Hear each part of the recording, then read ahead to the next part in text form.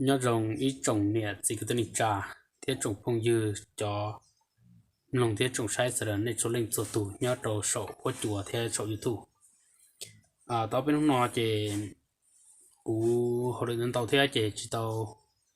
khổng lồ chi cú trồng phong dư nên sẽ được nhớ trầu sổ có chùa nó nên đến hôm nọ bắt tàu lúc xưa theo cú cho lò chi trồng phong dư theo chi nên trồng này trồng gì sẽ được ông tây cú cho lò thả khó của lúc nào cũng làm trên này chỉ của họ thọ thả đầu cuối trùng không dư mà tiền lu xong lầu thứ ta là lu xong chết tới tua là thì si nhớ rồi bé sát tới chờ nhớ la nó chỉ bé vừa nó chia trở đi lúc tới chờ là chỉ nên trùng không dư và nên cho nhớ rồi tới tới chờ xử lý do giờ đi lọt rồi té thế còn chuyện này từ nó chưa biết châu ta rồi lúc đi đàn tê là giờ nó trở lên đó nó chỉ giờ bên mong lúc chưa biết châu ý tưởng nó lọ bé tết chờ nó chỉ nó trồng nó chữ chỉ là chỉ bú nó lên đó là dù có bé nó trở đi và dù lúc tết chờ nó chỉ bé dù nó trở đi nhá là lúc chưa biết châu chỉ bé dù nó rồi lúc thì nó ta chỉ tàu ở bên hôm nay chỉ tụ cam mò của viết của chua lò nương tàu lo rủ tua là chỉ tê rồi lúc chơi với chồng chúng nó vừa chỉ mua đã chỉ của lò rẻ là nè chụp không nhớ nè vừa tàn thọ y sòng và tê tú tên xài tê nhẹ tê chỉ tỏ tỏ lúc chơi với chồng là tê rộng chơi vừa chỉ chờ đi lúc xe xả là chúng nó chứ là cú quân trụ cần cầu đi thế giờ lúc luôn tu nó giả vô lông bao thế cá mò loại vô lông bao thế chỉ nó mua cá mò nhớ rồi đợi pelu sánh là giờ pelu mượn lọ cho giò nó là chỉ nó trông nó chứ là vô chỉ pu bên nó chia là tiề một thìa cái thìa đa thìa lùa hai cái xe lù tàu chỉ tới rồi trông nó chứ là vô chỉ pu là chủ giờ thì nhau vào chế được sư ý chung buồn gì to là cho đâu lúc chơi với cháu là dùng nó sẽ chỉ mua ít họ cái cá xe thế chỉ mua họ cái là rẻ cái đi này chung phong dữ nè chỉ tao bên nó chỉ bỏ hoa liền họ này bỏ nữa nó này bỏ được của bên lúc chung cái được bỏ hoa chập lợi nữa bỏ hoa tí cân cầu chỉ bỏ cái dùng một từ nữa chỉ cùng nhau tận một từ đi rồi nhau vào chế sư chỉ nên chỉ của lò thả xong được và cho cái chai nó chỉ xử lý của sức sánh chỉ giờ canh nè của thả cho cái cỡ canh nó đâu bé chỗ phong dư thì trồng nhiệt gì sẽ đợi tàu lồng thì tàu sai sẽ nè họ của xã lịch cũ thì họ của giờ lịch cũ hải tan thọ bên mông cali cái chạy đắc hùa chỉ cũng trình tàu là thì cỡ nhua thì cỡ chỉ dùng gì mà tê rộn thì giờ tra canh nó là thế nào xử lý ra chống gì sai rồi nhua nhua nó rồi bé chỉ mua ít khó tư rồi vô lò hài đâu hậu và giờ lấy tra canh nó nè mà cũng chỉ tao thì bên những cỡ tàu dùng gì giờ thì tụi chị nhẹ sư giờ nhẹ chỉ những cỡ tàu ở giả của dùng gì thế giả sai cơn cầu thì chỉ nhớ lên được trắc anh nó là chỉ cuốn trình tàu là thì cầu lên cỡ chỉ tới độ chúng mỗi yêu lên cỡ tàu xưa vì nó khỏi thì bé trắc anh nó chỉ giờ trao của hải tàu lùm mong manh đồn tài hải tàu lùm mong manh đồn tài nè thế khó cởi nhua của cái cởi nhua nó mà do vì lý trả do vì nó khỏi thì nửa cỡ nửa bia để cho mà nửa bia lên đó thì khi mà giờ có hai cho hậu trắc anh nó là mà ý lò xứ lò tới thầu nửa thứ bên đi plong đi nó ok là nửa thứ một bên plong đi nó ok là mà trắc anh nó mà giờ mua của trâu tí nó trâu tí nó thế thầu có hai ý lò xứ mà plau đi là giờ chín đi nó tứ ok là mà nó nhua cơn cầu của nó ý lên đó là một cái thầu hạt tiệt có tụ ba yếu chủ hậu cho tất nó thế ý lò nó có hai đỡ lúc đó mà có hai lên đỡ thì khi mà giờ có chúa đầu tất nó là có chúa mạnh ta mà con cu nó chỉ mạnh là mà giờ tụ ba yếu chủ hậu tụ ba chủ hậu đó tất nó thế chỉ ta lên đỡ là có chọn đi tê nó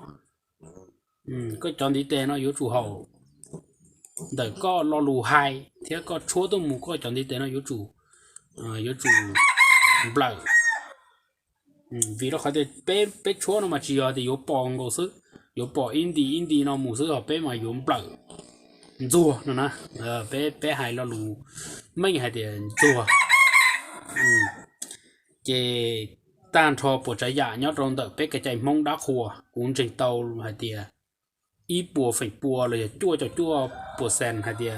trả canh nó rồi ít kho cái chạy của bé mông cỡ nhớ chập lại ta chỉ nó tê tu tên xài chỉ nó tỏ ít xe luật chỉ nhẹ cỡ là vì giờ cỡ nhớ chập lại giờ tê tu nó cũng cỡ tôi dùng gì thế giờ đấy có cỡ và ý om mòn nữa lấy ý ó lo lại ý om mòn nữa lấy dù lại chỉ dùng cũng sát cỡ thì chỉ mới tê tu cỡ câu tôi mò là chỉ lấy ý lọ kia tức chỉ hai rồiอยู่ชั่วcậu bia na có chúa ý lọ nó xứ nửa bị sự ô chỉ lấy mà giờ nhua cơ đó khó nó mà bé trồng tún xài lùi sai mày gì nó mua bé khó ý giờ lỡ trở cho cái chai lợ lỡ trở cho cái chai và mình lợ lỡ chỉ chúa nhẹ cỡ tê cái này cái chai đã khua lỡ chỉ nhẹ cỡ giờ cỡ nhua cơn cầu giờ ít tu nên là to thì là tao là cỡ xứ nó mà của hai nè trong này chụp phong dừa thì chỉ bên nhiều một cỡ hồi giờ này yếu cỡ thì tia nè tu ở yếu nhẹ cỡ còn lại thì tia nè phải tỏ xế thì tia nữa hồ thì các anh nó chỉ do thì nè là tao là cỡ là lấy á chỉ dùng hai tí đi nè mùng lồng nó tê hai ra không chỉ sái lo hai yếu được yếu hai tao các anh nó lo chua họ nó mà ý lò sẽ là một mà hay thì protein đi họ nó ok là mà do có chỉ bao là chỉ có nông như chỉ like kia là chắc anh đó là YouTube nông chỉ like là mà nhua hành cho nên đó thì lại của trò bé ý trồng nè thì cái này trà là giờ trồng phong dư để tu xài lùi nhà nó lỡ chỉ chua nhẹ cỡ tê của anh giờ ý dạo cỡ nhua hành thầu thứ có cỡ to là mà xài to thì có tụ ba thì có chọn đi tè thì có lúc xia mà giờ tí cho xia là sao mà tê tún xài nhà nó luôn mù cỡ đau cận đó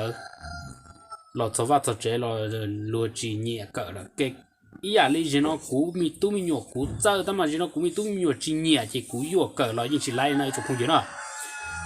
cũng chỉ tao lại tiền tới rồi này cho ông này ô gì này cho của sư phụ của lầu này cho cửa khanh lầu là này như bao xa của nó yêu mi tu mi nhọ yêu trời giờ ít tụi sẽ khanh của có chỗ khanh đó trì chỗ tụi thứ khua ta chỉ yêu tên mi tu mi nhọ yêu khai chỉ tao nó mà vì đó khỏi tiền chỉ do thì yêu chỉ khai lỡ hay do lỡ chỉ nông yêu mà yêu những chỉ khai tao lỡ chỉ này thì hồi thì ta kinh rồi vì đó khỏi tiền có khai lo chừng cả là con trai rồi nửa cỡ nhọ thì tia yêu những sắc khai tia chỉ mà có muốn nương tay cho nó khai sự gì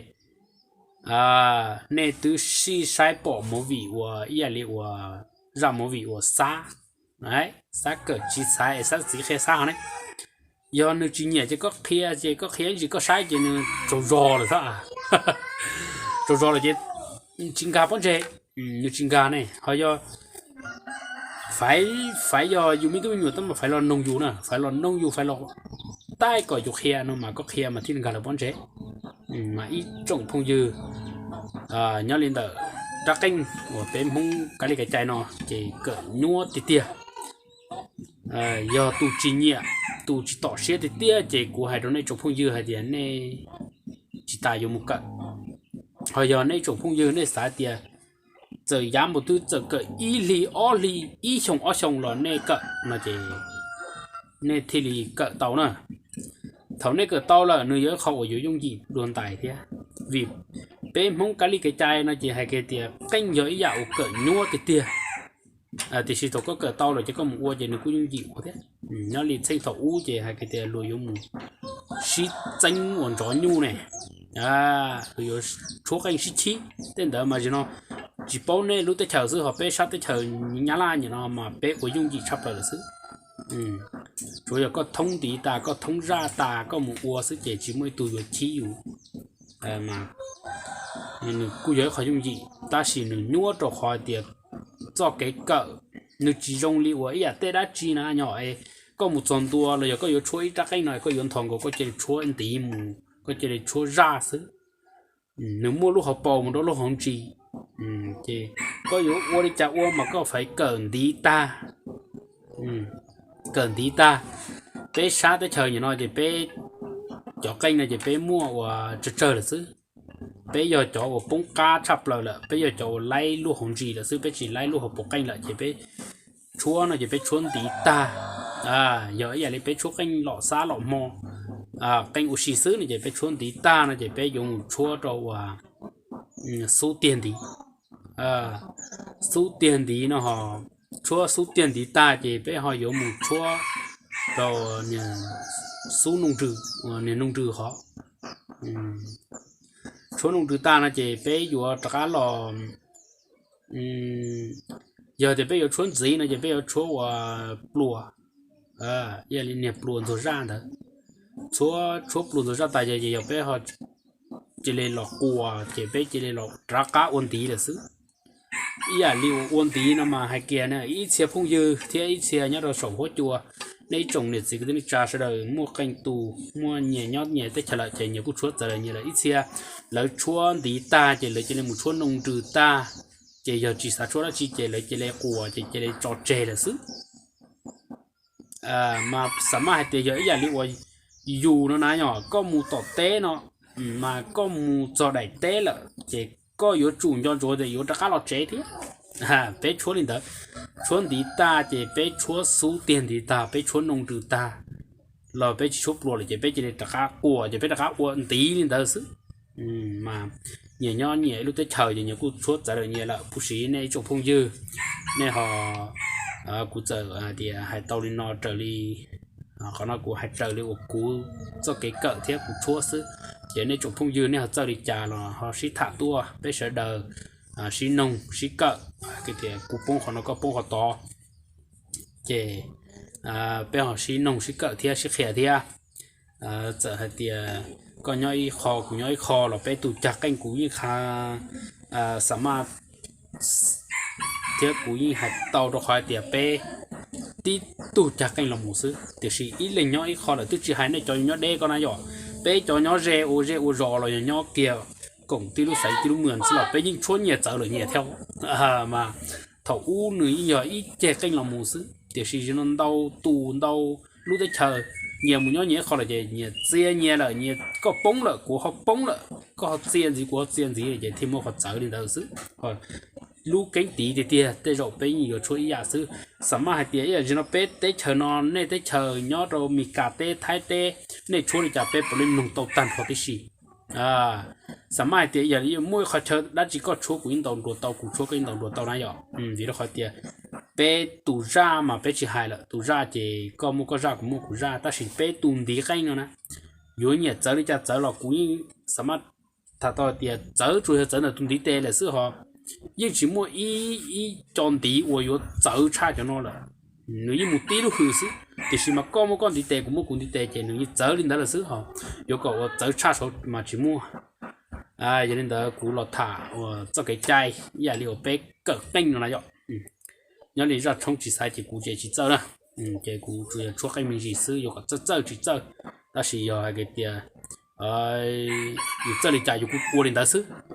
thì cú thả chân được cho cái cỡ canh nó nhua đi trả vị đi trả tê tún xài lùi nhà nó thì chỉ muốn cho chơi là chỉ giờ ta cho lâu rồi cho lùi ô chỉ tao là nơi chỗ không dữ nữa nơi chỗ không dữ thì bác sĩ tụ họ nhận cỡ thì tia là nơi cú sự cỡ giờ dùng một xe trong tôi là chỉ những bùa phải bùa thì những tàu sức thì xe thì giờ làm một cỡ sức nó chỉ nhưng mà chỉ lấy thì tiền là hồi thì canh nữa nè canh thì khởi công rồi chỉ ở dạo nhốt chập lời trong tập bé cái đi cái chạy chỉ ông tên nó